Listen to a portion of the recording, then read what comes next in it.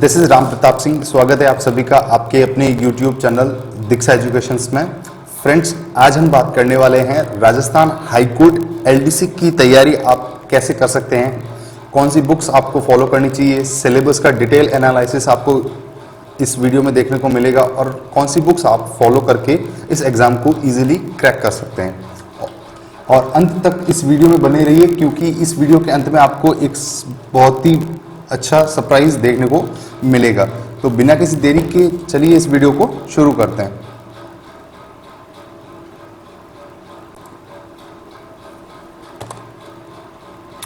हाँ, points of discussion हम इस वीडियो में जिन जिन पॉइंट्स को लेकर मैं आपसे बात करूंगा वो हैं।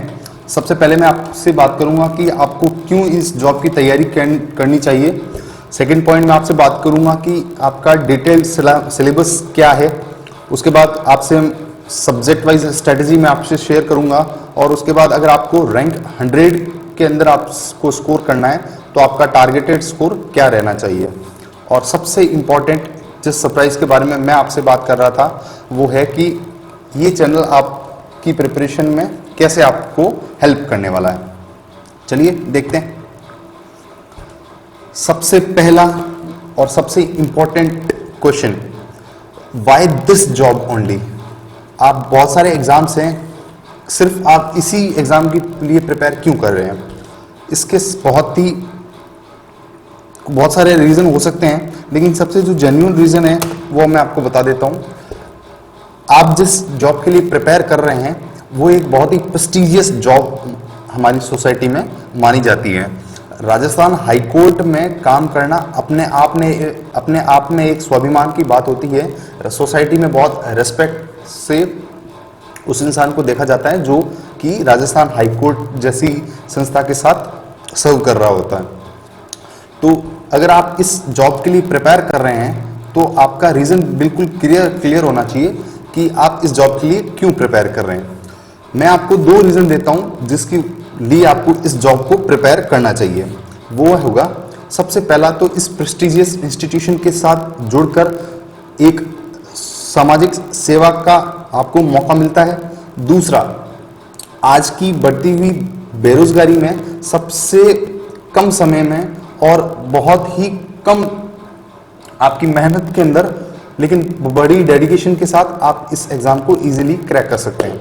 यानी इन शॉर्ट 2021 में आप अपनी बेरोजगारी बिल्कुल दूर कर सकते हैं। चलिए नेक्स्ट पॉइंट की तरफ बात करते हैं।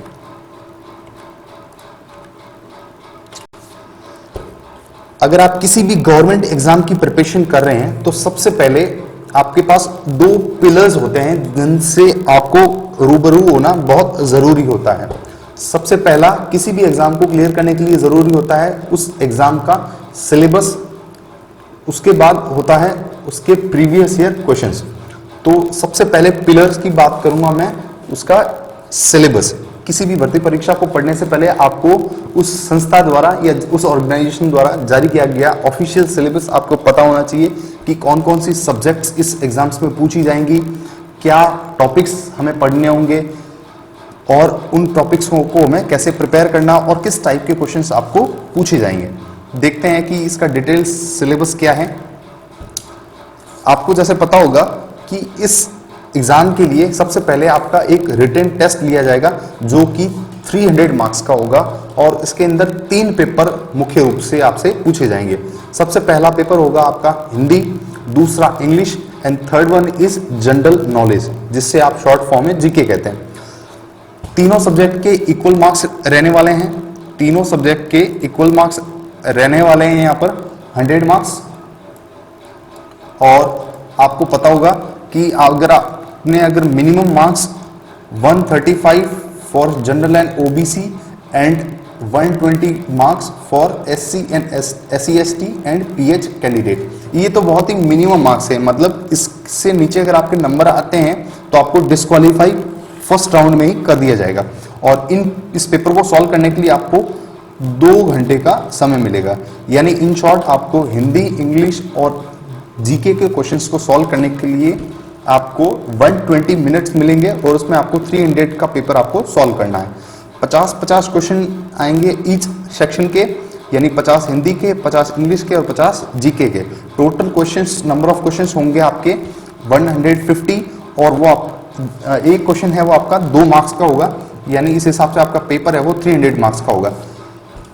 पूरे पेपर को आपको ध्यान रखिएगा, इसके अंदर टाइम लिमिट बहुत कम दे रखी है और इसमें आपको कोई नंबर ऑफ क्वेश्चंस ज्यादा है, तो आपको 2 घंटे के अंदर आपको 150 क्वेश्चंस हैं वो आपको सॉल्व करने हो। एक मैं आपका डाउट यही क्लियर कर दूं कि आपको किसी भी सेक्शन में अलग से पास होने की बिल्कुल भी जरूरत नहीं है और इस रिटन टेस्ट में आपकी बिल्कुल भी कोई नेगेटिव मार्किंग नहीं होगी। यानी अगर आपने कोई गलत क्वेश्चन अटेम्प्ट कर लिया है या टिक मार्क कर दिया है तो आपका कोई भी मार्क्स है वो डिडक्ट नहीं होगा। ठीक है, आपको ये रिटन टेस्ट का स्कीम पता चल गया होगा। नेक्स्ट मूव करते हैं। अब सब्जेक्ट वाइज सिलेबस में आपसे डिस्कस करूंगा कि हिंदी का सिलेबस क्या रहना चाहिए, आपको इंग्लिश का सिलेबस कैसे पढ़ना है, जनरल नॉलेज कैसे प्रिपेयर करना है। उसमें सबसे पहले इसी कड़ी में सबसे पहले हम हिंदी का सिलेबस है वो आपके सामने डिस्कस करेंगे। इस हाईकोर्ट द्वारा जारी हिंदी के सिलेबस के अंदर आपको 13 टॉपिक्स हैं वो पूछे जाएंगे, यानी 50 क्वेश्चंस आपको हिंदी सब्जेक्ट से देखने को मिलेंगे जो कि आपके इन 13 टॉपिक से रिलेटेड होंगे। ठीक है, तो अभी आप देख पा रहे होंगे, आपने 10th तक अगर आपने हिंदी पढ़ी है तो आपको इनके बारे में बेसिक आइडिया जरूर होगा, लेकिन आपको थोड़ा अच्छे लेवल का ग्रामर है वो आपको पढ़नी पड़ेगी, क्योंकि आप कॉम्पिटिटिव एग्जाम की प्रिपरेशन कर रहे हैं तो आपको सारे टॉपिक्स के बारे में अच्छे से पता होना चाहिए। ठीक है, जैसे आपको सिलेबस में दे रखा है टॉपिक में आपसे कुछ जो टॉपिक नंबर 1 है वो संधि है, उसके बाद समास आपसे पूछा जाएगा, फिर उपसर्ग, प्रत्यय, ये जो 4 टॉपिक हैं। ठीक है, और उसके बाद आपका एक और टॉपिक है वो है आपका वाच्य।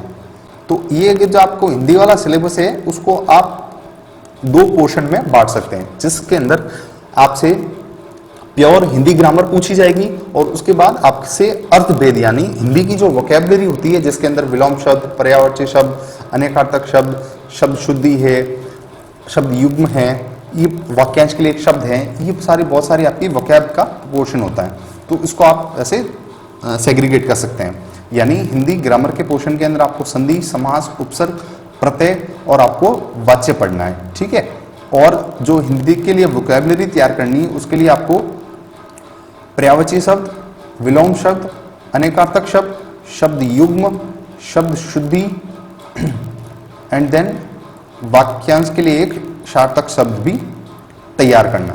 ठीक है, उसके बाद आपके टॉपिक्स रह जाते हैं वाक्य शुद्धि और आपका मुहावरे एवं लोकोक्ति।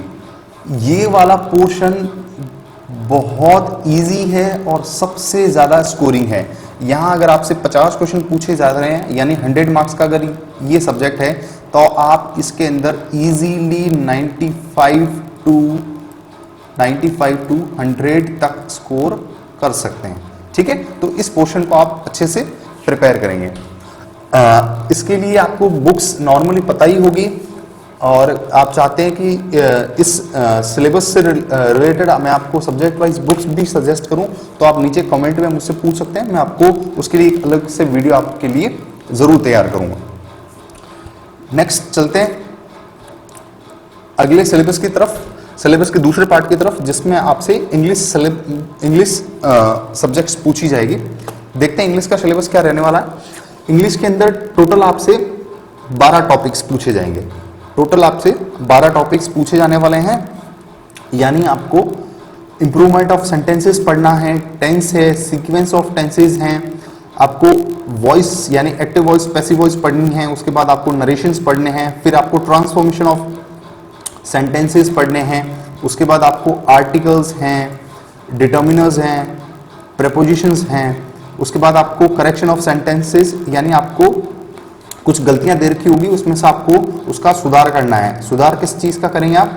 सब्जेक्ट वर्ब एग्रीमेंट का, डिग्री ऑफ एडजेक्टिव्स का, कनेक्टिव्स जिसको आप लिंकिंग डिवाइसेस या कंजंक्शन भी कहते हैं, और वर्ड्स रॉन्गली यूज यानी कुछ सेंटेंस के अंदर कोई वर्ड गलत दे रखा होगा और आपको 4 ऑप्शन दे रखे हैं, उसमें से आपको सही वर्ड है वो पिक करना होता है। ठीक है। उसके बाद आपके जैसा सेम आपका हिंदी वाला सिलेबस था, उसके अंदर आपने हिंदी ग्रामर और हिंदी का जो अर्थभेद है यानी वोकैब का पोर्शन है उसको सेग्रीगेट किया था, उसी में सेम पोर्शन आपका इसके अंदर आपको ग्रामर्स के टॉपिक्स में आपको टेंसेस पूछे जाएंगे, वॉइस पूछी जाएंगी, नरेशन पूछे जाएंगे, ट्रांसफॉर्मेशन ऑफ सेंटेंसेस पूछे जाएंगे, यूजेस ऑफ आर्टिकल पूछे जाएंगे, और उसके बाद आपसे subject verb agreement, degree of adjectives, connectives, ये आपसे पूछे जाने वाले हैं। तो इसके अंदर वोकैब का पोर्शन छोटा है लेकिन ये भी बहुत ही ज्यादा स्कोरिंग रहेगा।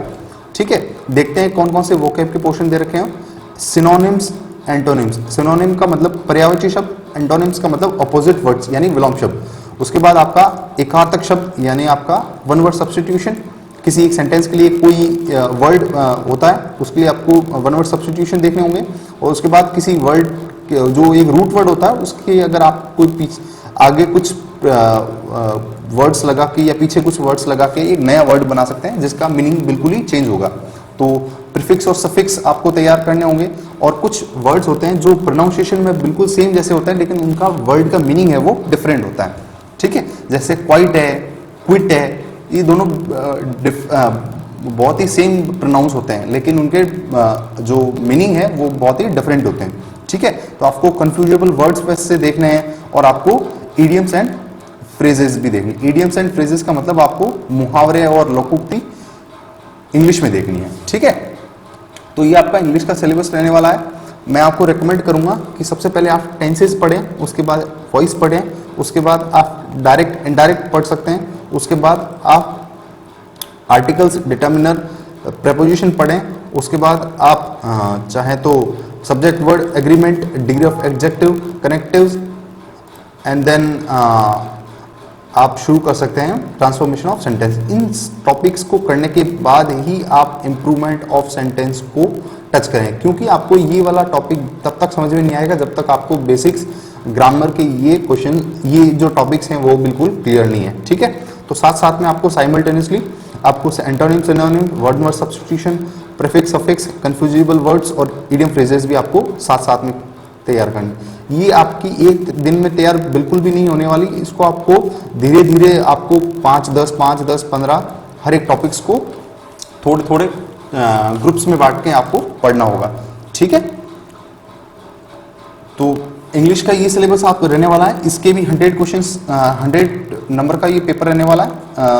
तो जो ये भी बहुत स्कोरिंग है, ये लैंग्वेज वाले जितने भी पेपर हैं आपके हिंदी और इंग्लिश का बिल्कुल आपकी बहुत ज़्यादा स्कोरिंग है।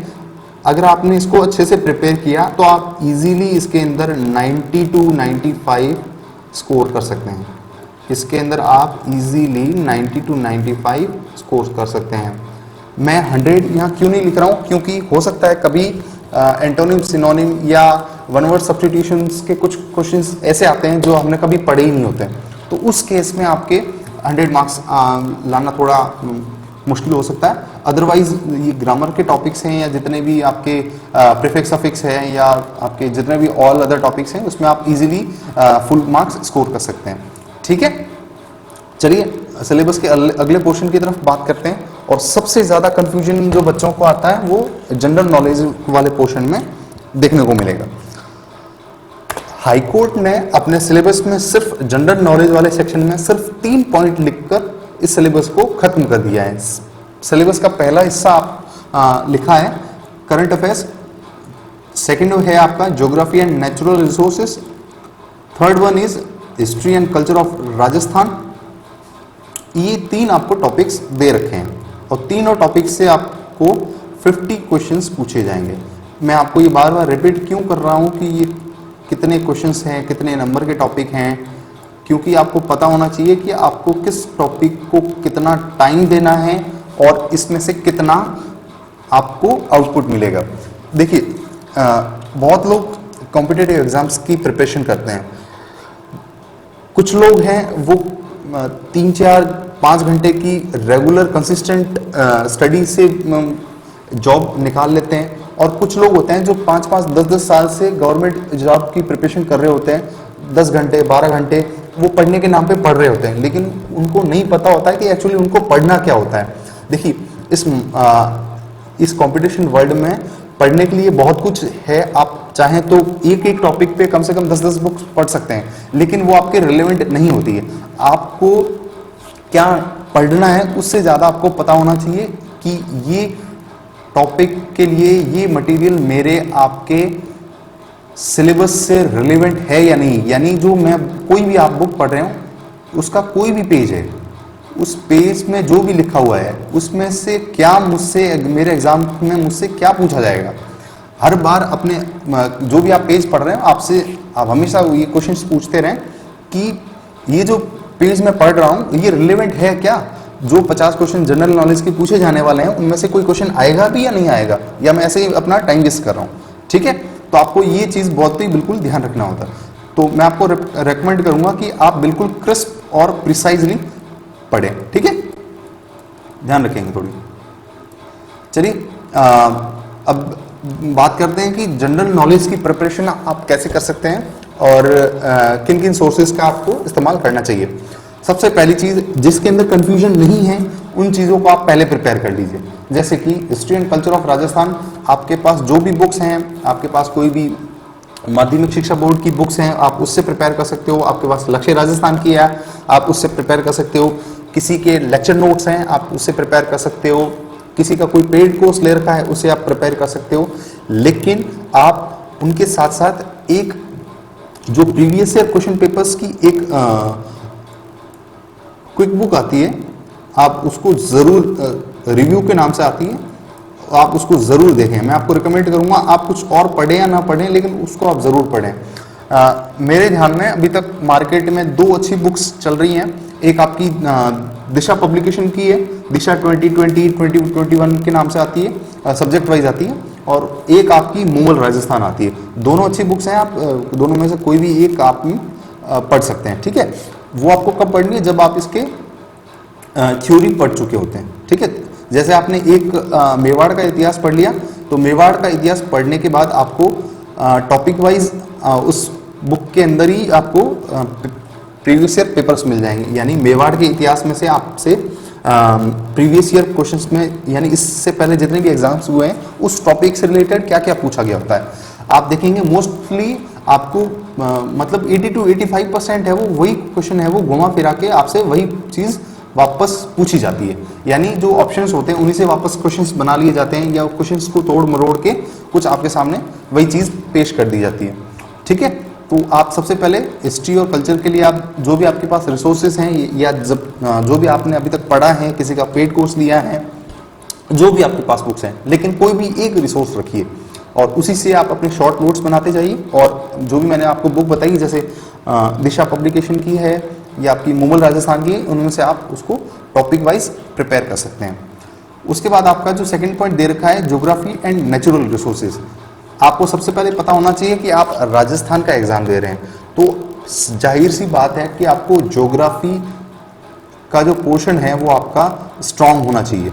यानी आपसे जो सेकंड वाला पोर्शन है उसमें राजस्थान की ज्योग्राफी है, उसके नंबर ऑफ क्वेश्चंस आपको ज़्यादा देखने को मिलेंगे। ठीक है, तो अगर सपोज करिए अगर आपको 20 क्वेश्चन अगर आपको ज्योग्राफी से देखने को मिलते हैं, तो मान के चलिए आपको 15 क्वेश्चन हैं वो आपको राजस्थान की ज्योग्राफी से देखने को मिलेंगे, और 5 क्वेश्चन है वो आपको 5 क्वेश्चन आपको राजस्थान इंडियन ज्योग्राफी से देखने को मिल सकते हैं। वो भी बहुत ही बेसिक से क्वेश्चन आते हैं, यानी ये चीज़ कहाँ मिलती है, ये चीज़ कहाँ स्थित है, या पड़ोसी देशों से कितनी सीमा लगती है, या जलवायु संसाधन कितना है आपका, ये कोई आपसे वनस्पति के बारे में पूछा जा सकता है, या आपका कोई भी बायोस्फीयर रिजर्व है।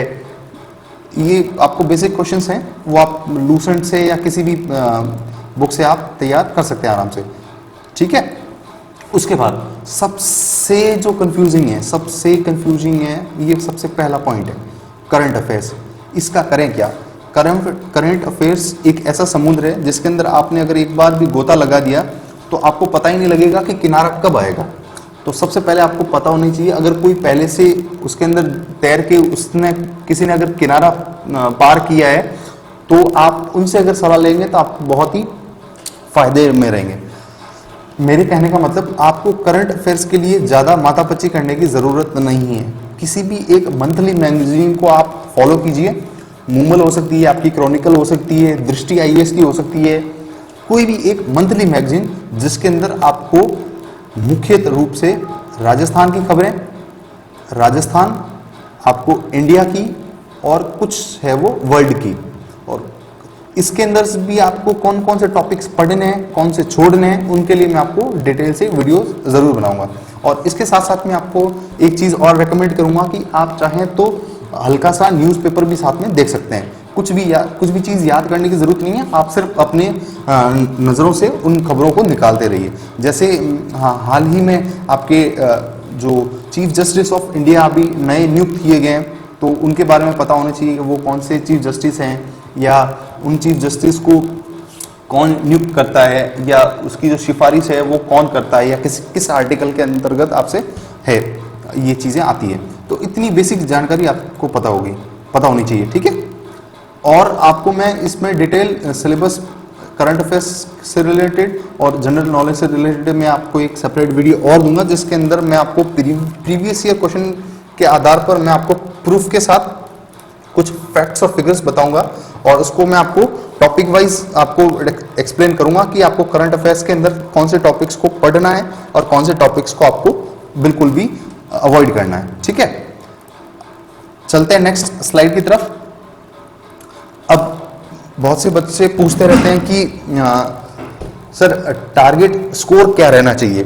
देखिए, मेरा आपसे सिंपल सा एक अनुरोध है, आप जैसे इस भर्ती परीक्षा के अंदर आप लगभग 1750 के आसपास कुछ पोस्ट हैं वो दिख रही है, लेकिन आप इसको बिल्कुल भी ना माने, ठीक है। आप सिर्फ इतना ये सोच के तैयारी करें कि जो जेजे की पोस्ट हैं, यानी जूनियर जुडिशियल असिस्टेंट, कनिष्ठ न्यायिक सहायक, जो कि राजस्थान हाई कोर्ट है, चीफ जस्टिस जहाँ पे बेंच उनकी हियरिंग वगैरह, उनके फैसले वगैरह होते हैं, वहाँ जो काम करने वाले जो आपके लोअर डिवीजन क्लर्क होते हैं, उनको जूनियर जुडिशियल असिस्टेंट कहा जाता है। और इस पोस्ट के लिए आपको लगभग 268 है वो पद है वो इस बार दिए गए हैं, यानी आपको अपने लिए सिर्फ 268 पोस्ट ही लेकर चलना है। आपको अगर आपको अपनी रैंक 100 के अंदर लानी है, अगर आपको अपनी रैंक 100 के अंदर आपको सुनिश्चित करनी है, तो आपको 268 के अंदर आपने आपको लेके चलना है, यानी आपको पोस्ट को सिर्फ 268 ही कंसीडर करना है, इररिस्पेक्टिव ऑफ कितना कंपटीशन है, बच्चे कितने पढ़ रहे हैं, उसने अभी तक कितना पढ़ लिया होगा। आप सारी चीज़ें भूल जाइए और आप तो बस आज से तैयारी में लग जाइए, और काफ़ी है, अभी एग्ज़ाम को थोड़ा टाइम है, आप इजीली प्रिपेयर कर सकते हैं, और इतना लंबा चौड़ा कुछ सिलेबस भी नहीं है, तो आप इजीली प्रिपेयर कर सकते हैं, ठीक है। तो मैं आपको रिकमेंड करूंगा, अगर आपको इसी जॉब में अगर जाना ही है, तो आप एलडीसी के लिए नहीं, आप जेजे की पोस्ट के लिए जाएं। बहुत फ़र्क होता है। मैं आपको इसके अंदर इसकी जो जितने भी पोस्ट वगैरह हैं, जेजे है, आपका एलडीसी है, या क्लर्क ग्रेड सेकंड की जो जॉब्स हैं, उनमें आपका पे बैंड और पे मैट्रिक्स लेवल या जो पोस्ट की लेवल है वो सेम होती है, लेकिन जो मैं आपको कहूँगा जो रेस्पेक्ट, जो आपको फील्ड एक्सपोजर और जो वर्किंग एक्सपीरियंस देखने को मिलेगा, वो जैसे कोई बंदा इसी भर्ती परीक्षा के अंदर कोई एलडीसी किसी लोअर कोर्ट में या डिस्ट्रिक्ट कोर्ट में सेलेक्ट हुआ है, और आप हैं वो अगर जूनियर जुडिशियल असिस्टेंट पोस्ट यानी 268 पोस्ट में से आपकी रैंक 100 आई है और आपको राजस्थान हाई कोर्ट में काम करने का मौका मिला है, तो आप दोनों एक दूसरे से जब मिलेंगे कुछ सालों के बाद, कुछ काम करने के बाद, तो आप पाएंगे कि आपका जो नॉलेज है और आपकी जो वर्किंग कल्चर है या आपका जो वर्किंग एक्सपोजर है वो फार बेटर होगा, जो कि एक किसी डिस्ट्रिक्ट कोर्ट में या लोअर कोर्ट्स में ज्वाइन करेगा, ठीक है। तो मैं आपको सिंसियरली ये चीज़ आपको सजेस्ट करूंगा कि आप जेजे के लिए प्रिपेयर करें, ना कि एलडीसी के लिए। अगर आपकी बाई चांस अगर कुछ हो जाता है तो आपको कुछ ना, अगर आप देखिए, अगर आप जेजे के लिए तैयार करेंगे, अगर आप 268 पोस्ट को समझकर अगर आप प्रिपेयर करेंगे, तो आप ऑलरेडी 750 में हैं, यानी आपकी जॉब तो वैसे भी सुनिश्चित हो जाएगी। तो आप इससे अच्छा है आप जेजे के लिए प्रिपेयर करें, ठीक है। चलिए नेक्स्ट स्लाइड की तरफ देखते हैं और देखते हैं कि आपका टारगेट स्कोर क्या रहना चाहिए, यानी आपने जो इसमें रैंक 100 लानी है अगर आपको, तो आपको रिटन में और टाइपिंग टेस्ट में कितने मार्क्स अभी आने वाले एग्जाम्स में आपको स्कोर करने चाहिए। ठीक है, देखते हैं। देखिए रिटन में मैं कुछ एक रेंज लेके चल रहा हूं। अगर आप 300 आउट ऑफ 250 टू 275 के बीच में स्कोर करते हैं तो आपको कोई भी 100 टॉप 100 में आने से नहीं रोक सकता है। इनफैक्ट आप टॉप 10 में आने के लिए एलिजिबल होंगे। ठीक है, उसके बाद टाइपिंग टेस्ट में आपको अबोव 85 आपको स्कोर करना होगा।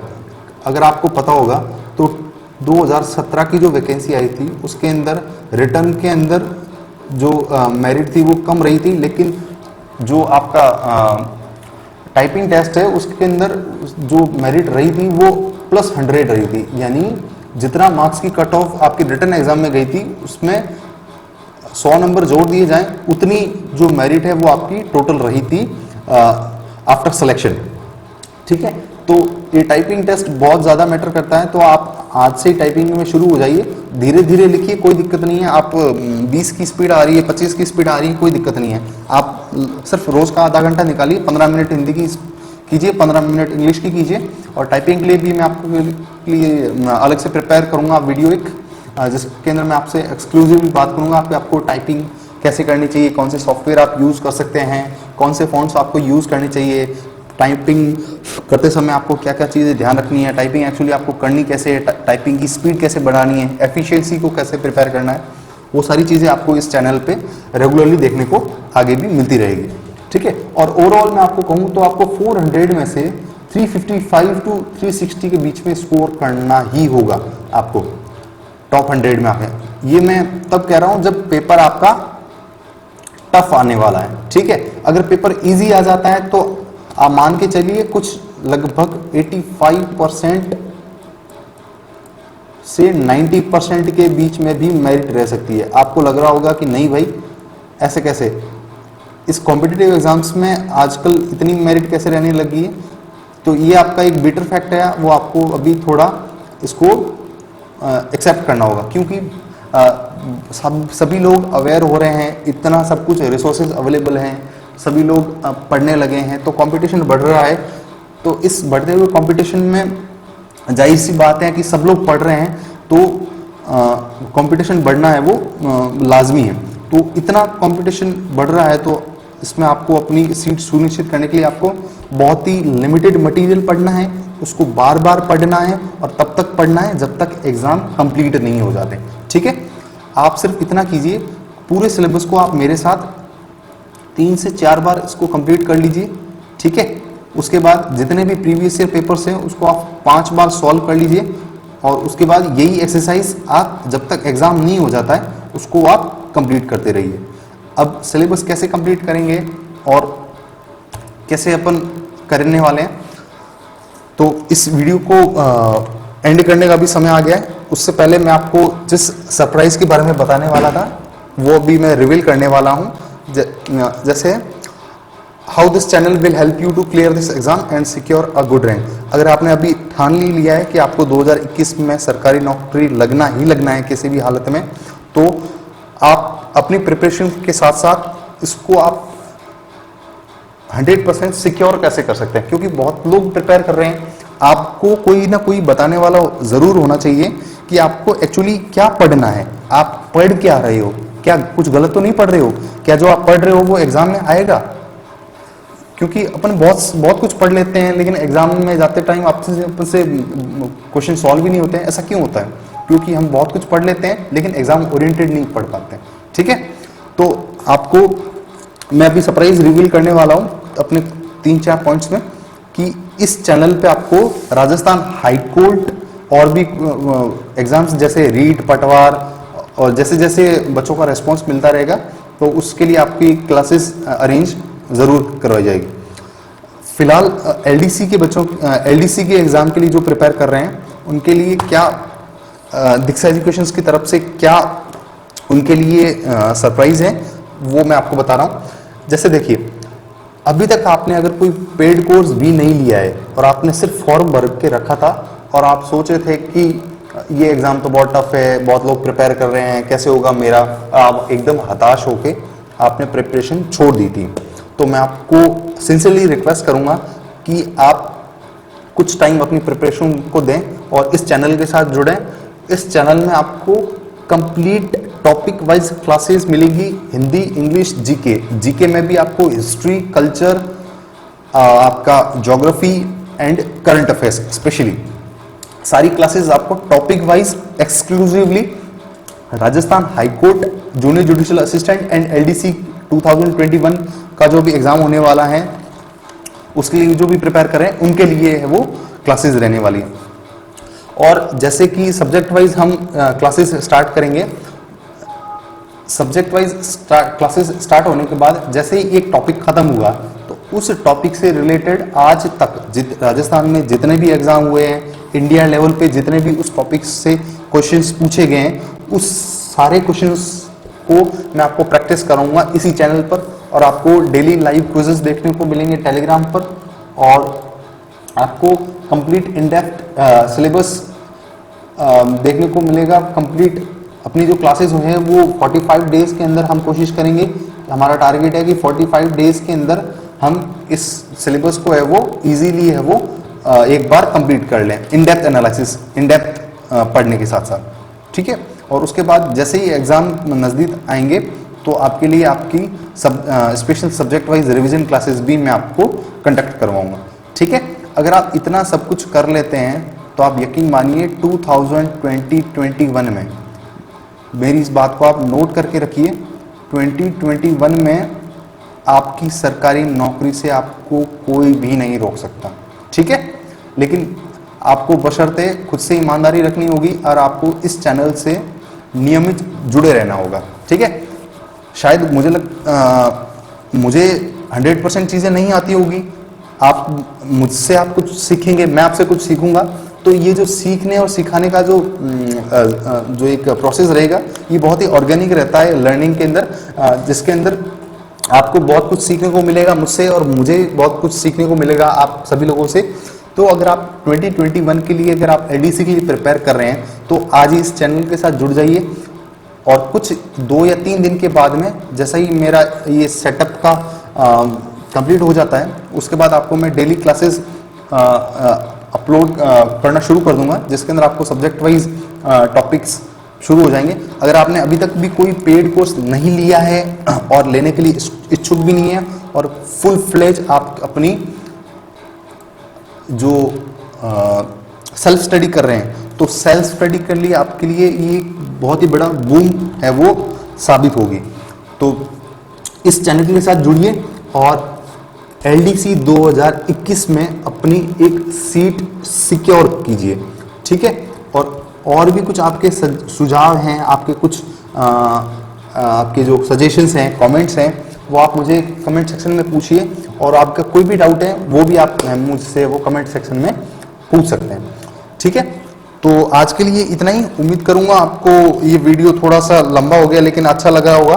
अगर आपको इस चैनल के साथ जुड़े रहना है तो आप प्लीज़ इस चैनल को सब्सक्राइब कर लें और बेल आइकन को प्रेस कर लीजिए ताकि नए आने वाले वीडियोस के नोटिफिकेशन आपको सबसे पहले मिलते रहे। इसी उम्मीद के साथ आपसे मुलाकात होगी एक नए वीडियो में, तब तक के लिए धन्यवाद, जय हिंद।